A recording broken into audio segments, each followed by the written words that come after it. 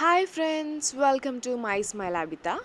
So, ఈరోజు నేను మీకు పిల్లలకి, పెద్దలకి అందరికీ ఇష్టమైన ఒక మంచి స్నాక్ ఐటెమ్ చూపించబోతున్నాను. సో, వీటినైతే మేము మురుకులు అంటాము. ఒకవేళ మీరు ఇంకేదైనా పేరుతో గనక పిలిస్తే కామెంట్ చేయండి. సో, ఈ మురుకులకి బియ్యాన్ని బాగా కడిగి మంచిగా ఆరిన తర్వాత మాత్రమే పిండి పట్టించుకోవాలి.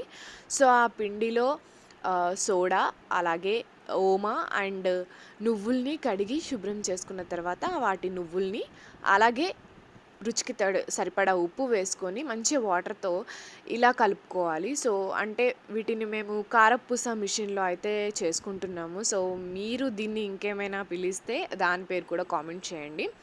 సో, ఇలా అంటే మనకది చాలా గట్టిగా ఉండకూడదు, చాలా మెత్తగా ఉండకూడదు. మీడియంలో మనకి ఆహ్, ఇలా కారపూస మిషన్‌లో వేసి చేసుకునే విధంగా ఉండాలి. సో, ఇలా చేసుకున్న తర్వాత మనం ఇలా ఉండలు చుట్టుకోవాలనమాట. సో, క్లాత్ మీద మనం చుట్టుకోవడం ఎందుకు అంటే ఏదైనా వాటర్ ఉన్నా గూడా ఆ క్లాత్‌కి పీల్చేసుకుంటుంది. సో, మంచిగా అన్నీ చేసేసుకొని కొంచెం గాలికి ఆరిన తర్వాత ఆయిల్ వేసుకొని, బాగా ఆయిల్ వేడెక్కిన తర్వాత ఇలా ఒక్కొక్కటిగా తీసి మంచిగా అన్నీ దోరగా వేయించుకోవాలి.